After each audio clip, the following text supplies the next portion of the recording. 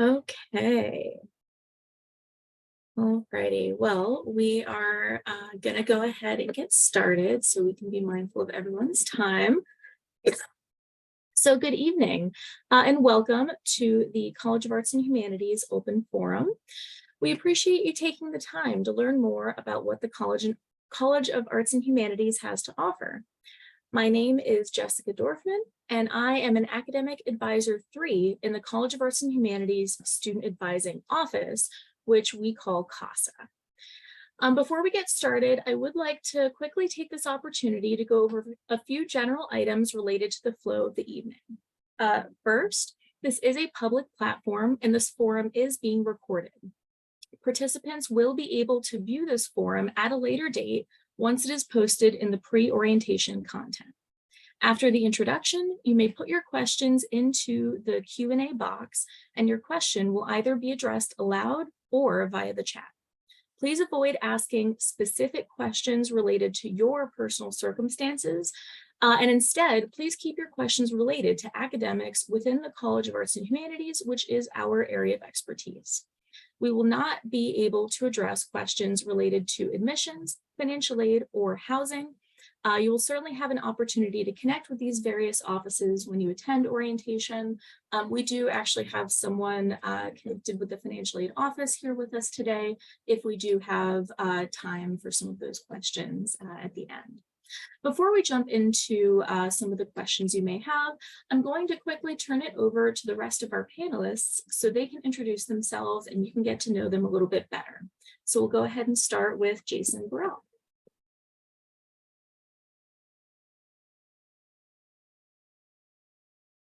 I was not expecting that fast handoff, Jessica. Thank you. That was very adroit. Good evening. My name is Jason Burrell. I'm an administrator and faculty member here at the School of Visual Arts and Design within the College of Arts and Humanities. It's a pleasure to be with you. I have had a tremendous 21 years here at the University of Central Florida. It's an amazing place where we make students' dreams and ambitions come true. So please, I'm quite looking forward to hearing your questions and helping customize your educational experience this evening. Thank you for joining us.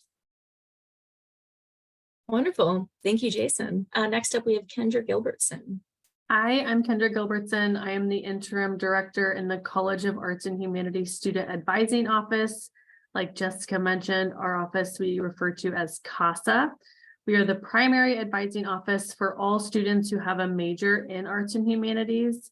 And I'm happy to answer any questions about advising that you may have this evening. All right, wonderful. Next up, we have Wahida. Hello and good evening. My name is Wahida Ilasari. I manage the advising office for the School of Visual Arts and Design. I work with Jason and the rest of the team here very closely. I've been at UCF since 1996 in the capacity of advising and scheduling and all sorts of good stuff. So welcome, and we look forward to hearing your questions. SFAT advising actually advises on all of your major requirements. And if you have questions regarding general university requirements, we refer you to CASA. We go by SFAT or SFAT, so whichever one you would prefer to refer to. Again, looking forward to your questions tonight. Wonderful. And last but not least, Debbie. Good evening. I'm glad to be here this evening. I'm Debbie Weaver. I'm the director of the Writing Center, which is a free service to all students at the university, not just from the first year, but through the entire experience at UCF. We help with all kinds of writing assignments in your classes. I'm also a faculty member in the Department of Writing and Rhetoric, where all of the first year composition classes are housed. So I'm very familiar with the NC 1101 and 1102 that some of you may be taking either now or in the future. So I'm looking forward to hearing from you tonight. All right, wonderful. Well, thank you so much, panelists. Now let's go ahead and get started with the Q&A. So with your cursor over the Zoom, you should see a Q&A button. If you click on this button, a separate window will pop up to allow you to type in your question. You will be able to see the other questions that have been asked. So if you have a similar question to someone else, you can upvote their question And that will indicate to us that multiple people have the same question. Most of the questions will be answered by our panelists, but we do have advisors and support staff working behind the scenes who may be able to answer your question directly in the Q&A box. One quick reminder, again, to try to keep your questions general and related to academics within the College of Arts and Humanities. And we do ask that you please do not share any personal identifying information, such as your UCF ID or your NID. If you do happen to think of a question after our session has ended, that's no problem at all. You can just send us an email to CAHSA, which is CAHSA @ucf.edu. I'm sure we'll have someone throw that in the chat for you, and we will get back to you as soon as we can with an answer. So without further ado, please feel free to go ahead and throw whatever questions you may have in our Q&A. And thank you, Elizabeth, for adding that email into the chat there.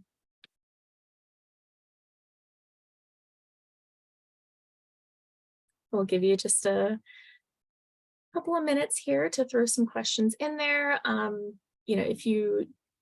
Sorry, Jason, go ahead. Sure. While we're waiting, Yeah. one of the questions that sometimes comes up, and students sometimes have trouble transitioning from high school or another institution, is addressing professors or teachers.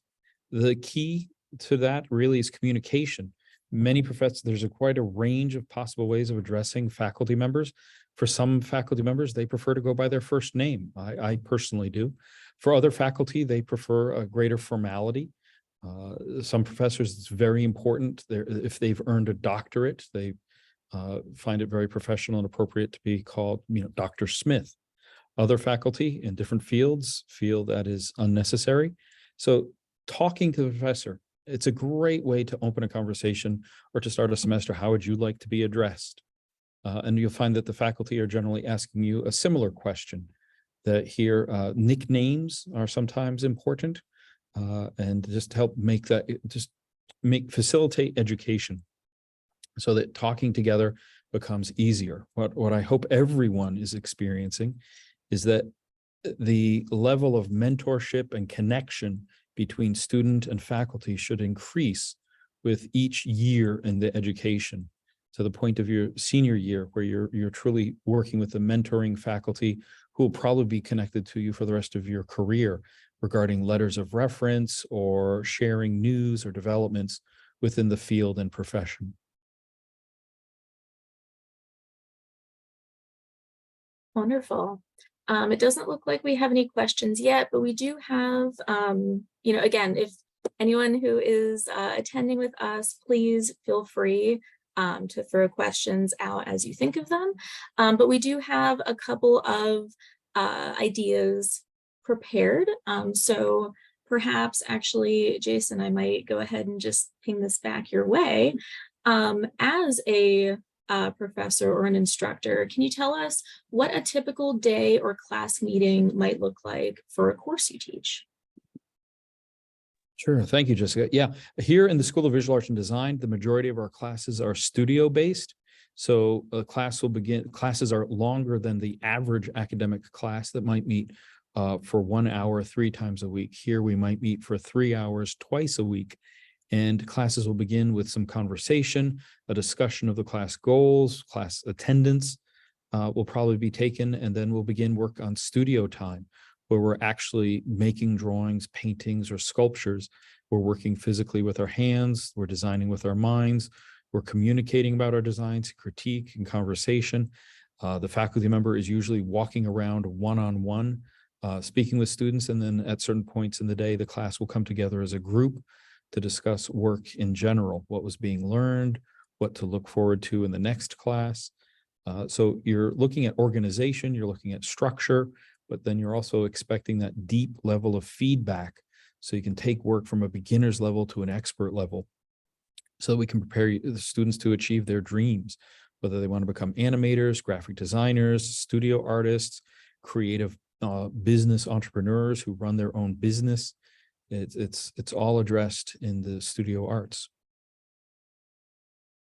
Wonderful. That sounds so exciting. So, what I think would be a really interesting comparison then is, because we are the College of Arts and Humanities, that's a really good snapshot of how a studio art course might look. Now, I'm sure a course in a humanities area might look a lot different. Debbie, do you think you could kind of give us some insight into what a student might expect? Absolutely. In a lot of our writing classes, whether they're 1101 or 1102, or they're even upper division, usually are associated with readings, not literature, but actually scholarship in the field of writing. And then I would say the majority of the class, so you would come to class and be expected to be prepared to discuss the reading. But then after the discussion of the reading, there's usually a time that's spent either for writing or a better understanding of an activity that leads to an overall assignment. In these courses, and in like 1101 and 1102, you probably have 4 major assignments. And so a lot of the activities that you do are in kind of those chunks, 4-week chunks, where everything is kind of leading up to that. We also have an opportunity for peer review, so that others can read your work, and it's a little daunting at first, we realize, but it really becomes a good practice for not only for your writing, but you as a reader can also give really good feedback to your peers about things that you see that they can improve in their writing. And then, of course, as a shameless plug, hopefully during the time that you're in these writing classes, you'll take advantage of not only the peer review in class, but coming to the Writing Center, because we also know those assignments and what you're going to be working on, because we want to support, your writing endeavors and help you improve.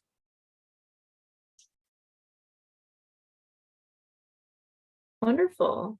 Yeah, it's really cool to, hear about how different a student's experience might be in different types of courses, even within the same college. I think that's something really cool about our college, is the diversity that we're representing, certainly even within a school or department, but certainly within the college at large. Alrighty, well, I'll go ahead and pull another question we have here. So this, I don't know, Kendra, maybe if you want to give some insight here. If a student is not doing well in a course, how should they know if they should consider withdrawing or not? That's a great question. We get this a lot from students leading up to the withdrawal deadline. So I think the first thing that I would recommend is to talk with an advisor. We also recommend that students talk with their instructor, their faculty member, and just so everyone is on the same page. Make sure that everything is up to date as far as grading goes. Get the instructor's feedback on how they're doing in the course. Is there an opportunity for them to raise their grade before the end of the semester? Another huge component of this, though, is also financial aid. So we always recommend that students follow up with the Office of Student Financial Assistance to see what the implications are for withdrawing from a course that semester, both that semester and then what the year snapshot is. Do they need to make that up in the following semester? Is there an opportunity for that? So there is a lot of investigating on the students' part, just to make sure that they understand perfectly what it means to withdraw. This coming year in 23-24, there are going to be additional policies surrounding the withdrawals and the withdrawal policy. So even more important for students to talk with an advisor before they make decisions like that. And I see you've come on camera. Karima, would you like to maybe give us some additional insight here? Actually, I think Kendra hit the nail on the head. I just wanted to nod in agreement in regard to withdrawals having multiple implications, particularly financial implications. Students are financially responsible for their courses after the add, drop, and swap date. So even if you withdraw early in the semester, you're still responsible for rendering tuition payment for that class, and there can be implications as it relates to your financial aid, both in that term and in subsequent terms. So Kendra hit the nail on the head. Wonderful.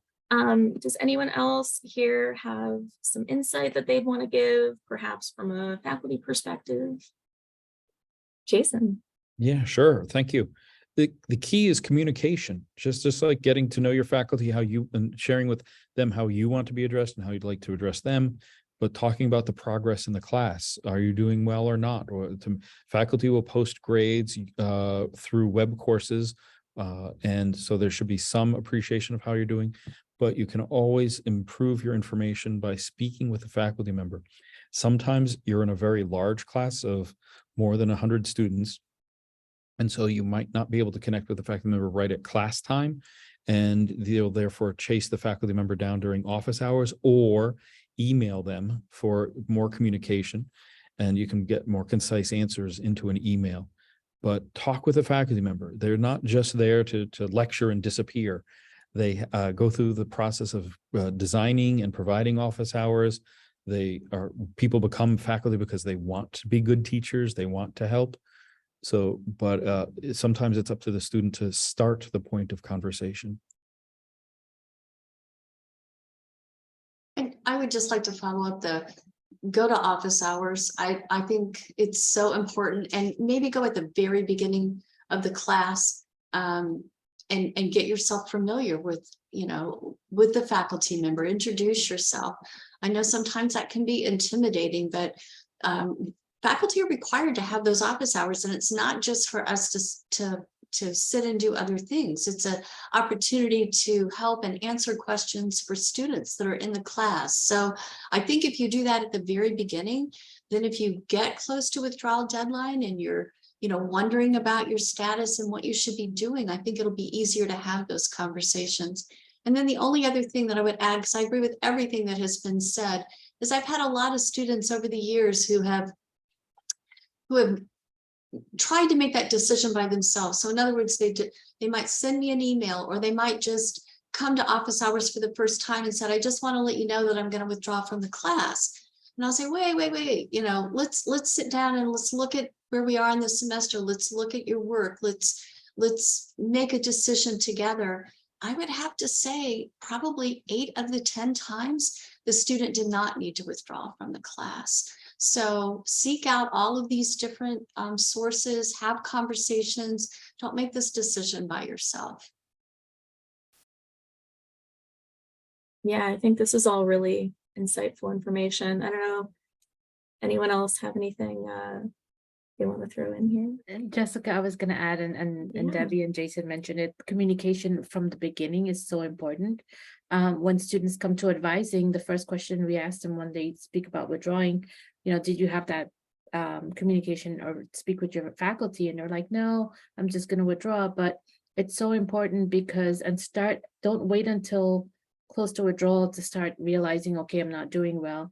Know yourself and know early on how you're doing in the class, because if you can speak with your faculty, the earlier the better, because they will have tips and be able, to help you through and guide you through to probably not having to withdraw. So just communicating is so important, and early.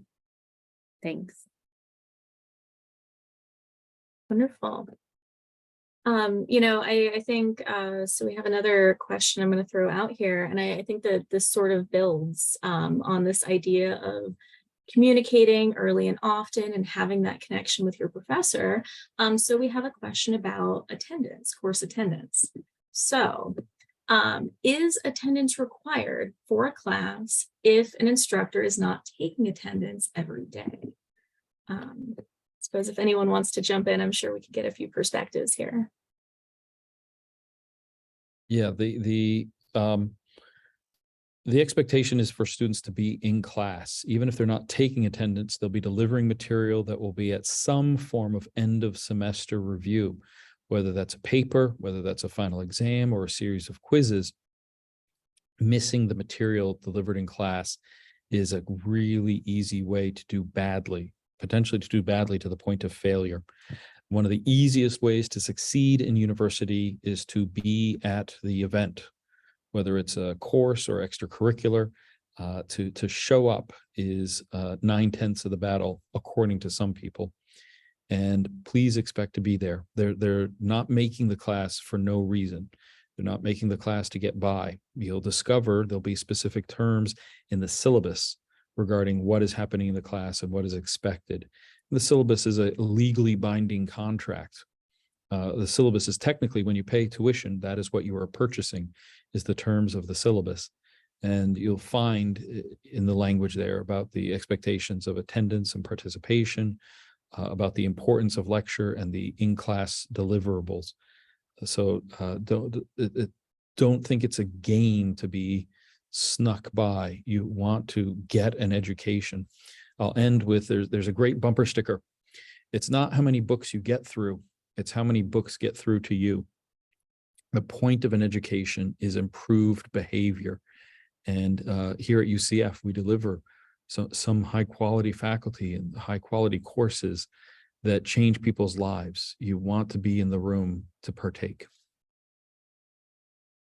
In addition to everything that Dr. Burrell just said, that is incredibly important to your academics, there is a financial aid requirement for those students who are getting financial aid, that you are academically engaged in your courses before your financial aid disperses. So while attendance may not be required from the academic perspective, we do have a process here at UCF. We refer to it as academic engagement, in which students must submit at least one assignment at the beginning of the semester, indicating that they're attending and engaged before their financial aid disperses. So beyond the consequences of not soaking up all the knowledge that we're trying to give you here at the university, there can be some financial implications as well.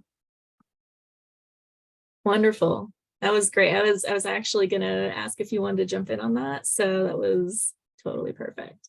Does anyone else have some insights to add about attendance or just sort of course engagement as a broader concept?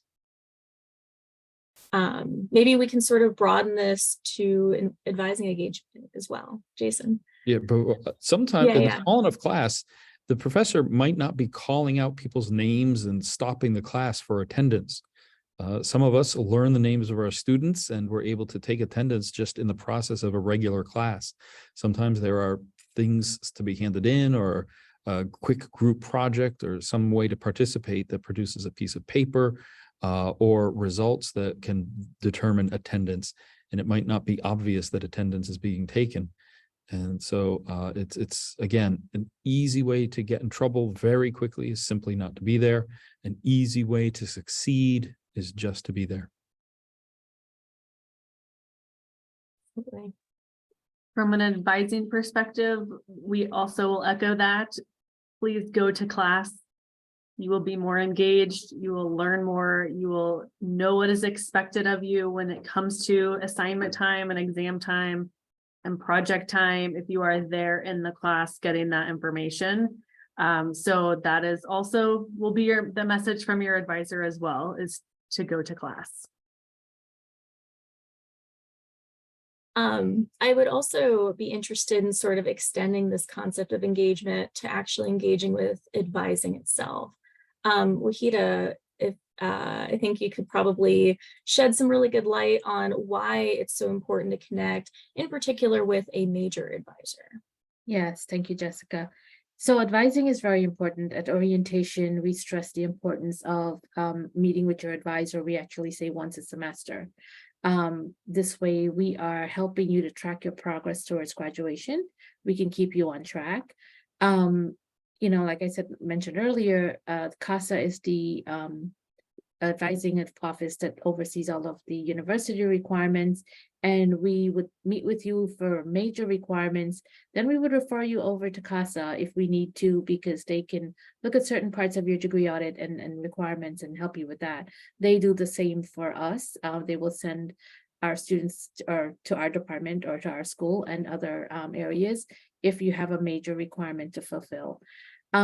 You know, at the department level, our advisors are trained to look at the specifics of your major, you know, portfolio requirements. When are you going to be ready to submit a portfolio? There are catalog years and curriculum changes that happen, not frequently, but it happens. And we would be the one to say, this course is no longer required. You can take a substitute course and things like that. So engaging with your advisors, get to know us, because we will let you know. You can reach out to us for anything. Is there internships available? We can be your point of contact on what resources the university has. It's a big university. There's tons of resources. I did my undergraduate studies here, and I wish I was contacting my advisor more often, because you don't realize until after the fact, there's so many resources that you may have missed, or, you could have used to benefit you and you didn't. So we would be the ones to contact and find out what's out there. The Writing Center, for example, didn't use it all in my undergrad, but in my grad, I used it and I was like amazed and wish I did it earlier. So those things are important, and this is why you want to connect with us and CASA also, because we will be able to help you find your way through and navigate this academic career that you're starting off on. Thanks. Wonderful. Kendra, do you have something to add? Yes, so as Wahida said, expectations that we communicate at orientation is that we would like to see students at least once a semester. We are obviously available more than that as needed, but students should be checking in with their advisors at least once a semester. We want to ensure that you're progressing well in your program, you're on track for on-time graduation, and that you're getting connected to those resources outside of the classroom. Outside of SVAD, each student will also have a major advisor in whatever department their major is in. Each department does it a little bit differently. So some of our departments assign faculty advisors. Our performing arts majors, music and theater, have specific advisors for each of their programs. So it really depends what your major is, but every student in arts and humanities will have an assigned advisor in CASA and an advisor in the department or school of their major as well. Wonderful. We actually do have a question, which I think actually, Kendra, you just shed a little bit of light on. But the question says, when I enrolled for my classes, I met with my SVET advisor, but not my major advisor. How do I know who I have or where to go? If one of you want to take this. I'll go ahead and take it. So your SVAT advisor is actually your major advisor if you're doing one of our programs in the School of Visual Arts and Design. Unlike CASA, we don't have assigned advisors for our students, but we have right now Yumi and Jillian, who are your major advisors. So if you need to get in touch with us, just email us at svatadvising at ucf.edu, and we will set you up an appointment. But your major advisor is within SVAD. Wonderful.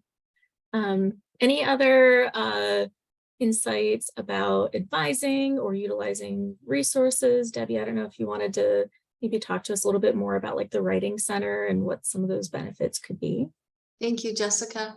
I think even after all the years that the Writing Center has existed at UCF, I still think, especially with students new to the university, the impression is that you only use the Writing Center if you're a poor writer, or if you've struggled in high school with your writing.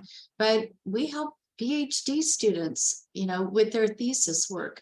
And so if you learn early on to come and get another set of eyes, it not only translates to more than likely the grade that you're hoping to get, but I think you'll be surprised at how much you grow as a writer. And, you're going to have to do a lot of writing at the university, regardless of what your major is. There are hardly any that you can escape from. So using our services, getting comfortable with our services early on, I think is a huge plus to your success. We have peer one-on-one tutors. So there's another student that would be working with you. They're 45-minute appointments. You can make an appointment online. You can make an appointment for a face-to-face. So if you're just more comfortable working in an online environment, we have tutors that are trained that do that. We also, in the fall, not in the summer, but in the fall, we have a drop-in lab. So if you just have a quick question, if you just want to have just some quick feedback about a conclusion or a citation, we're more than happy to help you do that. We also have workshops and we have events throughout the year, and they're always posted on UCF's calendar. So you can either stop by in Colburn Hall, or you can look on the calendar and find out some of the things that we're doing. And we do have open mic nights that are a lot of fun in the fall and the spring. But I can't encourage you enough to get familiar with the center. You can make regular appointments if there's a tutor that you really like. And there's hardly anybody that's ever come that's not been successful in their writing as a result of that. It's only going to enhance what you're doing in the class. So thank you, Jessica, for letting me talk just a little bit more about the center. Oh yeah, absolutely. I mean, I wish I had utilized it more during my time. I feel like becoming an advisor is finding out all the things you should have done as a student. So we Well, do have, I'm sorry, I'm interrupting. Interestingly, we have more juniors and seniors that use the center than we do freshmen and sophomore. And it's because it takes a while for somebody to say, oh, I went to the writing center, and you should try using the writing center. But our usage for upperclassmen is much larger. I think just because it just takes a while to get to know that we even have a writing center, and or that it's been a successful resource for students. Can I ask a follow-up question as a panelist? Debbie, can you explain if it's what's the process for becoming a tutor? Like, is this a job opportunity for some of our really strong student writers in CA? It is, and not to overstep here, Kendra, it's not just for good writers. We recruit students who want to learn, who have a willingness to learn. And so the recruiting happens in the spring. And it is an opportunity to work at the university. You do have to take a course. You have to take ENC 4275. That's our training course for you to understand the theory and the principles behind the center. And then we work with practices and sorts so you feel comfortable working with students. But it's a great job on campus, and we have our own community. And students really report that it's a really it's a valuable investment in not only while they're there to work, but usually translating into how they communicate and operate in their careers outside. So it's in the spring that we recruit, and there'll be an application on the website. And you don't have to have any recommendation. We interview and we talk with you. We do ask for a writing sample, but again, I'm not as interested in that as I am a willingness to learn.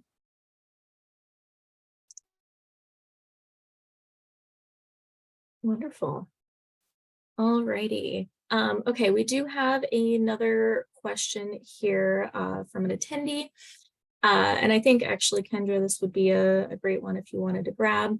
They say, I am joining as a freshman. When do I register for classes? The other person indicated that they had already registered. Perfect. Great question. So the registration happens when you attend orientation. So for our FTIC students, those students attend a 2-day orientation session. So on day 2 is when the advising portion happens.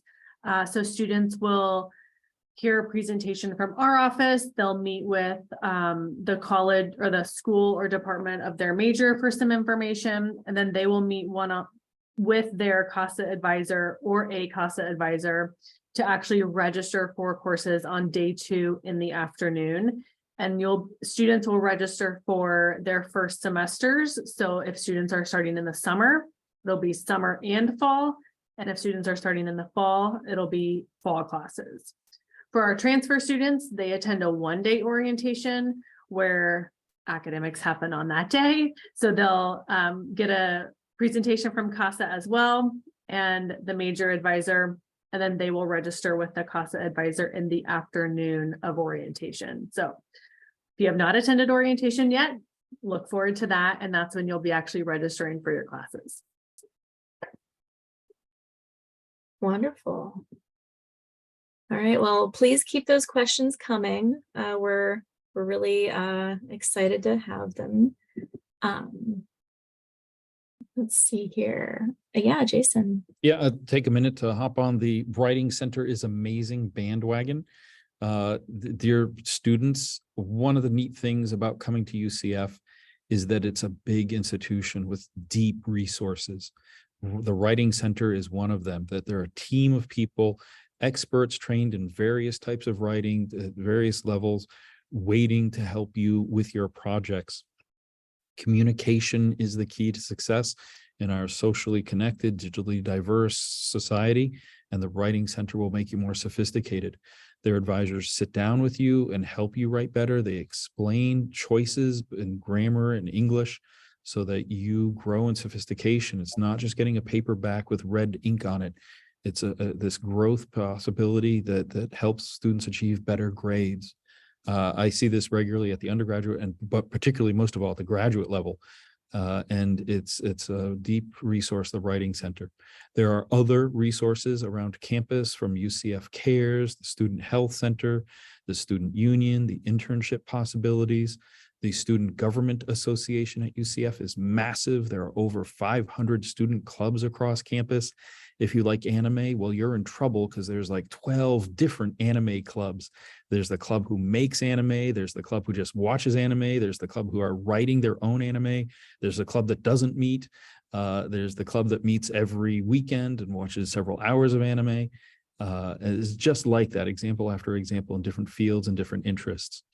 So finding time, there's too many opportunities at UCF. You can't say yes to everything, but becoming aware of the opportunities and then choosing the ones that suit you so that you can make the most of your time that complement your degree and your future plans is part of the wonderful opportunity at a big institution like UCF.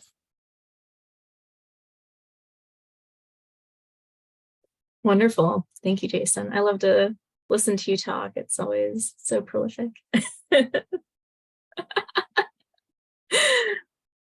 Alrighty. Well, again, I want to continue to encourage anyone who's maybe thinking about some questions. Feel free to throw them in our Q&A. But this one that we have here is kind of more of a fun question. So this question is, what is your favorite course module, or topic to teach, and why? And so if any of our faculty want to jump in.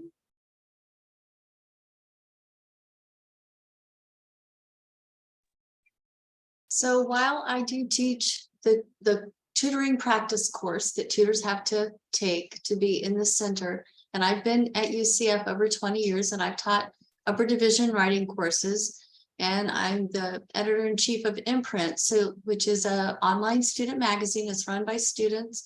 And so you would think that that's what I would say is that teaching Imprint, working with the students on Imprint.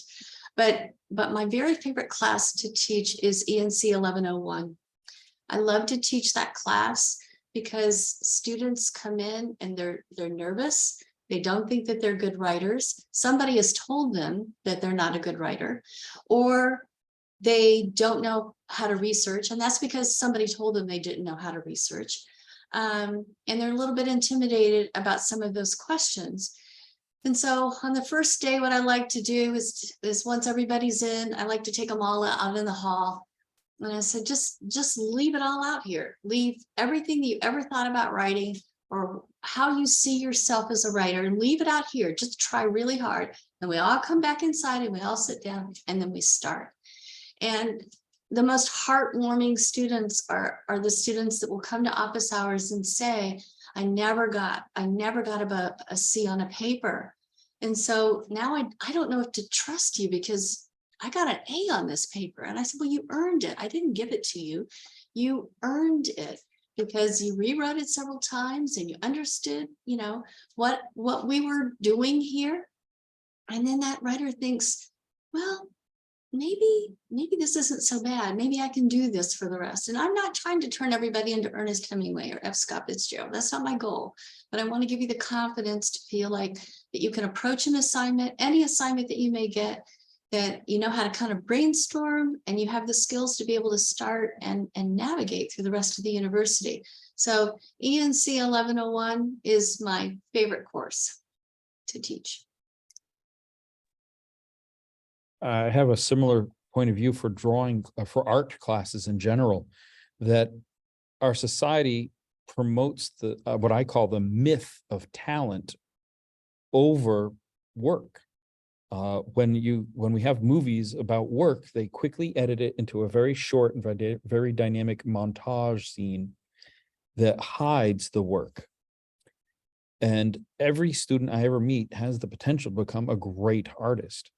They might not have already got a head start, as some people have, whether they went to a rich school or whether they had summer art classes or a really dynamic art teacher early in their life. But if you're willing to put in hours, you will draw amazingly well in a couple of months. It's often hidden. People do not discuss that Pablo Picasso's father was an artist. And so he was teaching him how to draw and paint exceptionally well. He could draw and paint at the level of photography by the age of 14. So of course, as he became an adolescent in his teenage years, he was bored with reality and invented cubism, where you can see more in one image than a camera can. You transcend your eyeball. You combine vision and mind thinking. Here at UCF, it's a problem because so many people, they love manga, they love anime, they want to have a creative future, but they've never had an art class. They've had a bad teacher in an art class. They're afraid to expose a suspected weakness. They might not even be weak, but they're afraid of being weak. And so being kind and confident in the first introductory art class, whether it's drawing 1 or 2D design, whether it's, beginning ceramics, that we want to create good work and we'll teach you hand skills. You don't have to come here. Don't have to come to UCF already being Michelangelo. Please, no. You come here wanting, and we will make it happen. We know how to teach. We will give you advanced skills. We'll give you a music practice room if you want to become a musician. We'll put you in a troupe of actors, and you'll work through improv. You'll work off of scripts, and you'll become a great actor here in the College of Arts and Humanities, if that is your dream. There's just so many. Again, welcome to a big institution that has so many classes. That also the possibility of combining fields. There's a lot of writers out there, but there's not as many people who are combining writing with filmmaking as filmmakers and writers. So if you can cross-pollinate across degrees, then you get more advanced skills. You become rarer, you become more valuable. School, the University of Central Florida, is a safe place to try that out, to learn that before, to hone your skills. And then you graduate, you head out into the world with a better portfolio, with a better set of experiences than people who have not come here. It's really great. Both of you had really wonderful input there. I think it would also be really interesting to hear from the advising perspective, what it is that maybe you draw inspiration from, or moments that you have with students that feel really significant. Okay, I'll go ahead and start. I actually have a little a small way to answer the last question. So I have previously taught SLS 1501, which is Strategies for Student Success, which is a wonderful course for our incoming FTAC students if you're looking for a good elective to take. My absolute favorite topic to teach and to just put on students' radar is time management. I wish that we could teach an entire class on this. Because for our FTAC students coming in, this is likely going to be the most time that you'll ever have on your hands at any given point, where someone's not telling you where you have to be at school, at an extracurricular, at sporting practice. There could be an entire day that you don't have class, and that you really have the entire day to pick and choose what you want to do. So that's amazing. But on the flip side, it's really important to quickly learn how to manage your time, whether that's through using a planner, a paper planner, a digital calendar, utilizing your web courses calendar, however it is that you are going to learn to keep track of your assignments and your time. The sooner you can figure that out, the better off you're going to be. So I really just like to put that on students' radar very early on when we're meeting with students, just so they're not quickly going to be falling behind in their classes. We all know how it is to get that pop-up on Netflix where 6 hours have gone by and nothing productive has been accomplished. So that is a slippery slope in the first few weeks of the semester, especially for our summer B students where the classes are only 6 weeks long. So we're kind of throwing you into the deep end, and we're here to help you and support you, but it is really important to be mindful of your time and those time management skills. We also have resources for that as well. So our Student Academic Resource Center offers in-person virtual workshops on time management, and they have previously recorded ones on YouTube that you can go through and listen to if that is an area that you think that you're going to need some support as you come to UCF.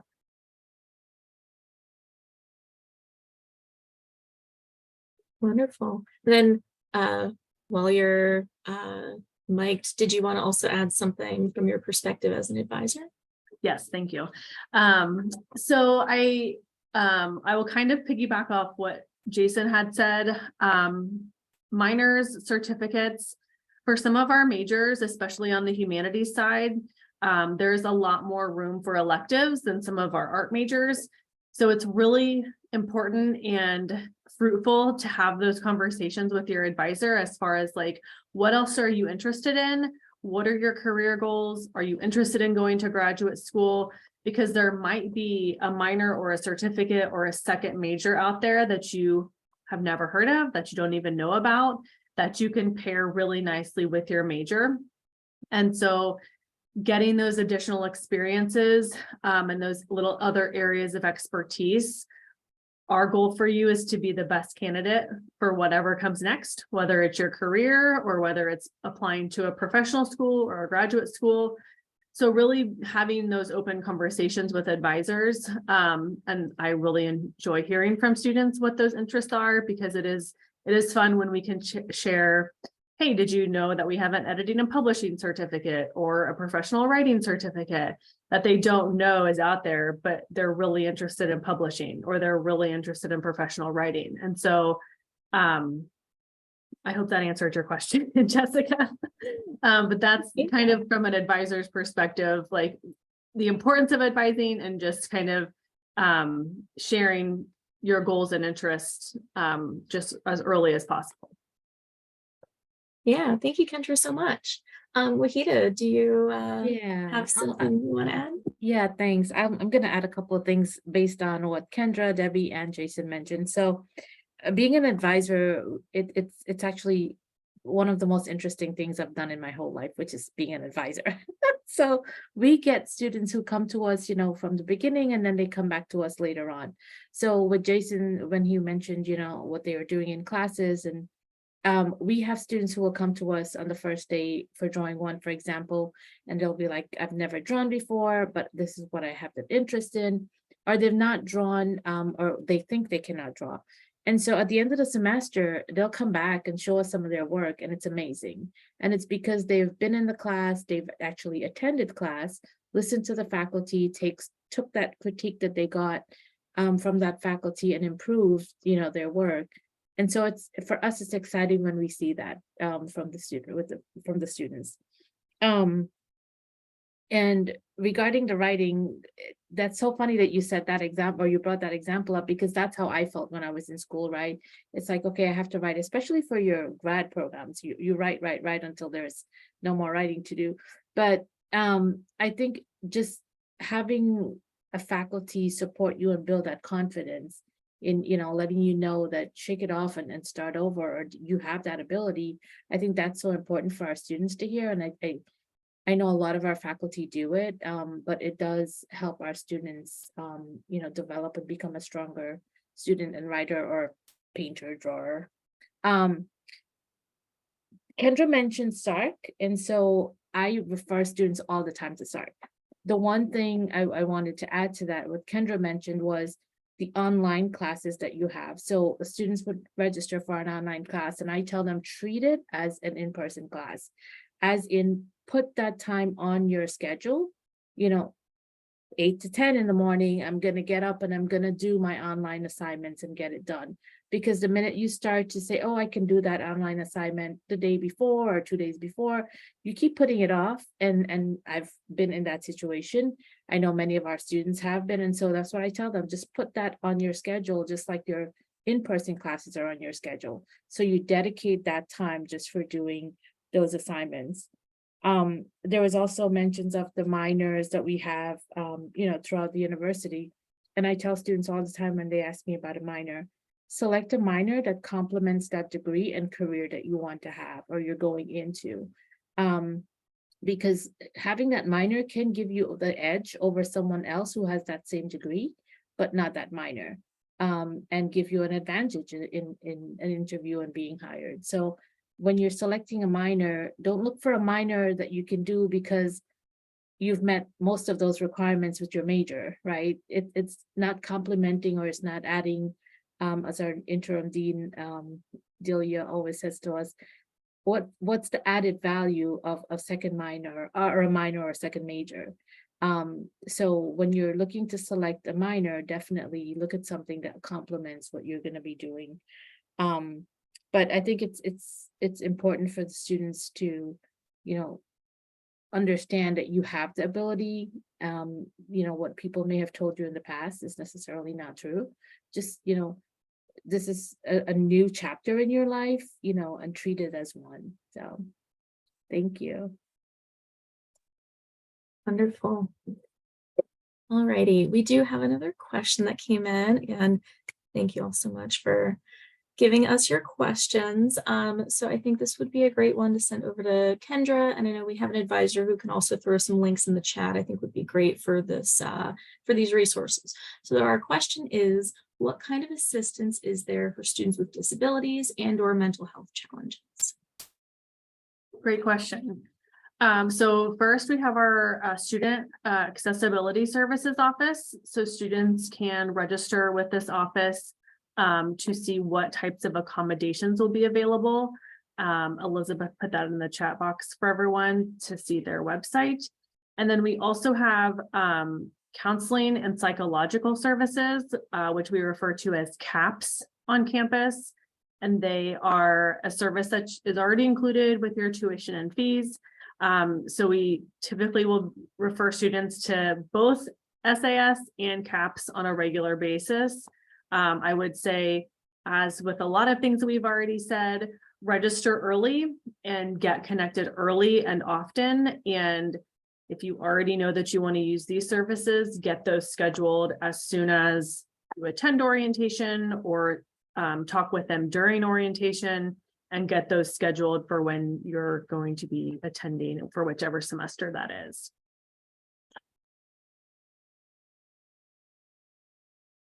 All right, wonderful. Thank you so much. Okay. Well, yeah, Jason. If I could please. follow up with that. Yeah. Dear students, if you have a disability, a learning disability of any kind, even minor, please do avail yourself of these services. A faculty member is going to be very prompt and clear about how they'll help accommodate or adjust teaching to help you, but is unlikely to be able to or inclined to do so without an official designation. At UCF, we're a big school, so some of us are teaching very large classes, and accommodating every request is impractical. But if it is a diagnosed issue through the Student Accessibility Services, for example, the faculty will be responsive to the situation in writing. It's just it's a formality, but it's also helps with communication, making things very clear. I'll actually just add something very briefly as well. At one point, I heard from a representative of the Student Accessibility Services office, and something that they mentioned that I think is really helpful is that if there's a possibility that you might be seeking accommodations, it's worth going ahead and connecting with their office, providing any documentation they may be looking for, you don't have to receive all available accommodations for your circumstances, either ever or depending on the semester or the course. You could potentially have like varying levels of support. So it doesn't have to be something that could be perceived as maybe more help than you feel like you might need. It certainly can be dynamic, but knowing that that's available and having all of that set up. So as Jason said, your faculty are aware and know what resources you might be able to benefit from. All right, fantastic. Well, that was what we had in terms of prepared sort of talking points here. So again, feel free to add more into our Q&A as you think of questions, but I'll sort of open it up here. If anyone has additional tips for incoming students, or something that if you were coming in as a first time in college or transfer student today, what would that version of you want to have heard?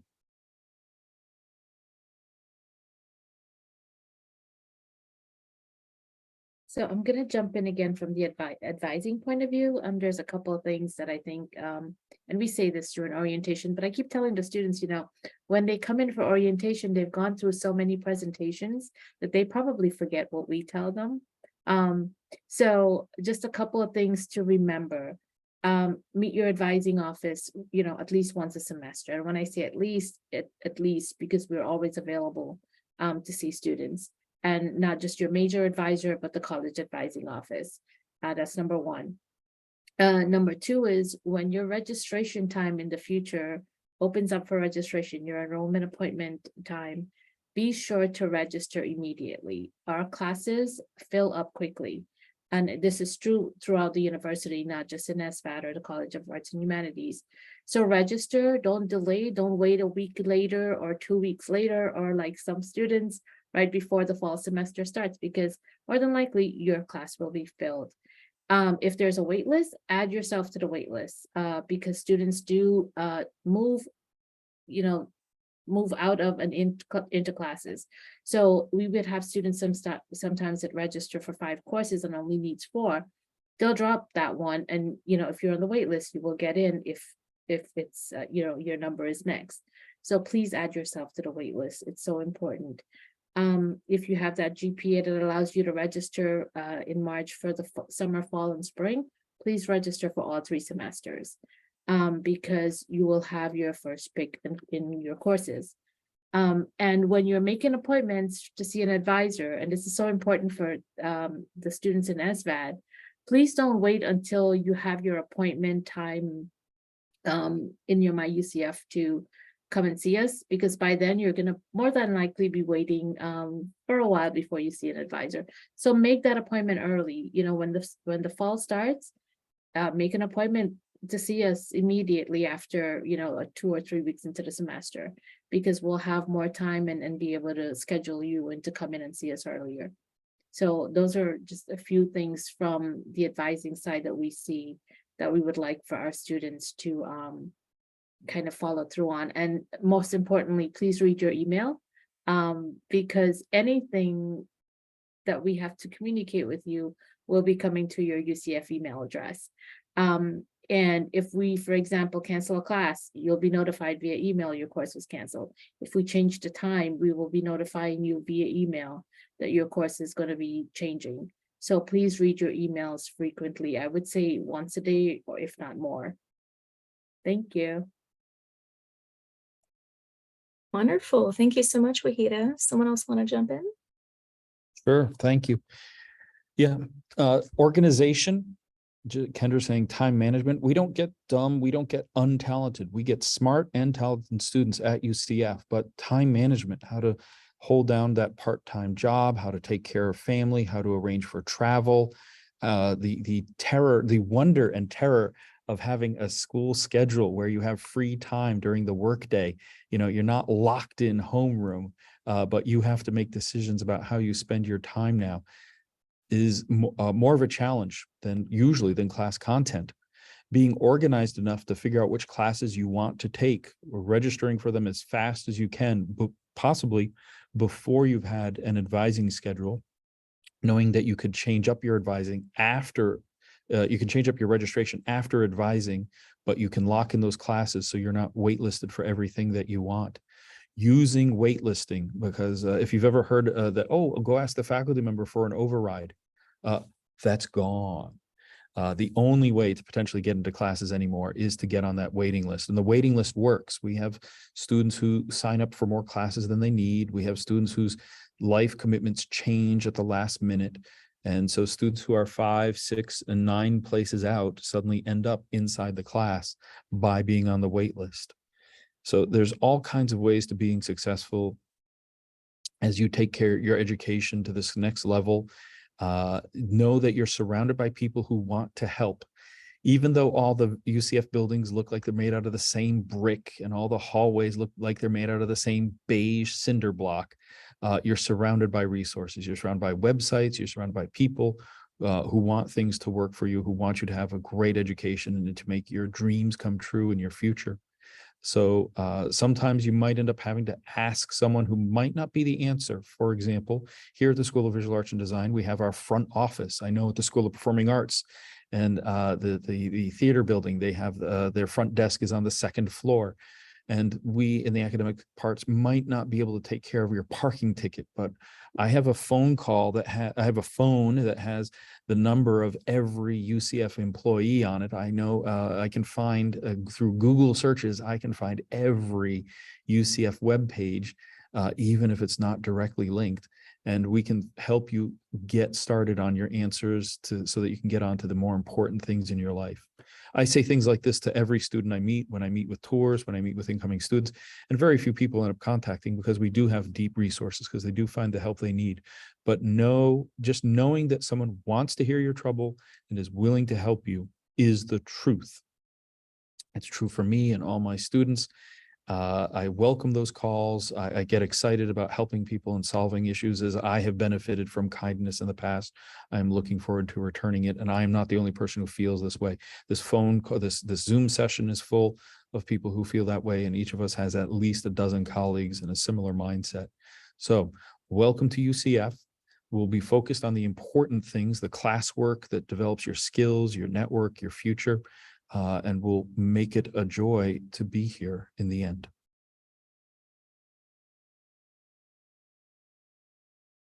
I'll just quickly piggyback off of that. We've talked about some resources already on campus. There are tons of resources. And as a student, you may not know what resource you need. So if you ever have questions, please come see your CASA advisor, see your major advisor. Let us know what's going on. We don't know unless you let us know.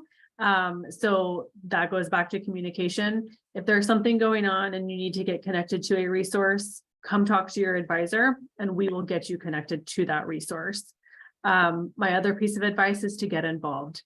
Get involved on campus. Jason mentioned the Office of Student Involvement. If you are living in a residence hall, there's tons of activities happening.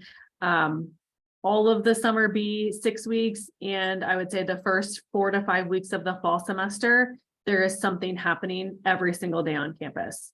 That is for you, for the new students. So check out the calendar of events, find something that piqued your interest, and come out and check it out. The more comfortable you're going to get on campus, the sooner, the better. And that's really going to enhance your experience here at UCF.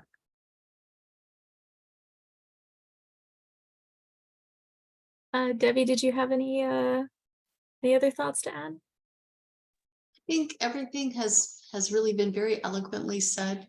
I don't really have anything to add other than to completely agree with everything, and maybe just follow up with what Kendra said about find a community, find a home at UCF, a niche, and there's plenty of organizations and clubs and things within departments, and so within your own major. And I think that's why I said that the Writing Center is our own community, because they become their own family and working there. And it's not the only place to work. It's just that I think that's a key to being successful. There are a lot of opportunities. And then don't be afraid to ask. I mean, everybody said this, but faculty want you to succeed. Advisors want you to succeed. And if you perhaps find somebody who doesn't have an answer, ask another faculty, ask another advisor. Somebody will be able, you know, or go see Dr. Burrell and he'll get out his phone and he'll help you, even if you're not in that, you know, in that particular department. We want to help you. We want you to succeed, but we can't help you if we don't know, you know, that you're either struggling or that you have questions or those kind of things. So you have to do your part in the communicating, and we are happy to help you and take it away from there. Wonderful. Well, these have all been amazing contributions. If I can ask Karima, if you wouldn't mind, I just wanted to give you the platform sort of as a similar question, like from a financial aid perspective. Is there something that you think our students need to know? I would actually venture to say a lot of what I heard here would be what I would echo. Checking your email is so imperative to being on top of the things that you need to do university-wide. University-wide, we use email as our primary method of communicating. So if there's anything that we need for you to do in the Office of Student Financial Assistance, we are going to send you an email notification of that. We do use other methods of communicating, but our official way of sending you information is by way of email. In addition to that, we encourage all of our students to check their MyECF portal and utilize their to-do list feature for financial aid. Anything we need a student to do is also going to be listed on your to-do list.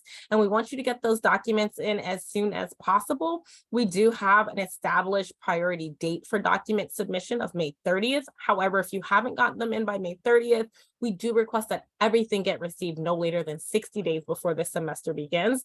As I've heard my colleagues on this Zoom meeting say, we're a large institution. So when everyone submits their document the week before school starts, you're going to have a delayed process. So you want to get anything that we're requesting from you in as soon as possible. I would also share that we do have a variety of resources available on the financial aid website that someone just dropped there in the chat. And that includes a program eligibility chart. The program eligibility chart allows students to look at your financial aid summary and look at the actual awards that you're receiving and know the requirements for those awards. When we create your initial financial aid summary, we do make some assumptions, including being full-time. So if by chance you're not full-time, you might want to see how that impacts your financial aid moving forward. And then the last thing I would share is, in addition to all of the various student organizations and other activities on campus, we do have a comprehensive and robust financial literacy program here at the University of Central Florida. It is called Sensible Nights, and Sensible Nights allows students to utilize online tools and resources, such as online tutorials that navigate various aspects of your financial life, as well as we do in-person and virtual financial literacy programming. And we do want our students to really get a grasp of their financial wellness while they're here at the university. Financial aid is one component, and we want to make sure you have the resources you need to pay for your education if you're eligible and you qualify for financial aid, but we also want to make sure that you have the resources and tools you need to navigate your finances. So that's my soapbox. Wonderful. Thank you so much. It's such a delight that we have you here to contribute with us, because we're often sort of referring to, you know, financial aid in a more vague sense, but to have a representative here is really fantastic, and we really greatly appreciate you. My pleasure. All righty. Well, I want to give one more opportunity if anyone on our panel has something else they want to contribute here. And again, feel free if you have that question and you're like, oh, is it too late to throw it in? It's definitely not. So you can certainly do that as well. Okay.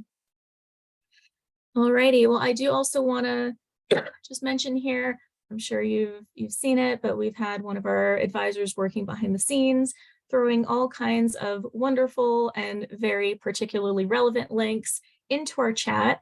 So if you haven't done so already, I would absolutely encourage you, if you just want to run down the line, click on all those links, see if any of them are going to be relevant to you. But they're all really fantastic resources that not just before a student joins at UCF, but during their time, we're often making these references. So if you're aware of what some of them look like from the start, that can be really beneficial to you. Alrighty, well, I guess I will go ahead and say thank you very much to all of our panelists here for providing your really meaningful contributions on behalf of advising, teaching, financial aid, so many different really fantastic perspectives. I want to also thank our incoming students who have taken your time to join us here today.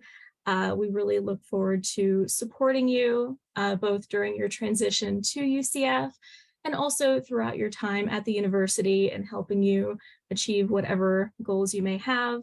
Also going to go ahead and thank all of our other supporting members here on the call today, making sure everything went really smoothly. So thank you so much and have a wonderful day. Good night. Charge on.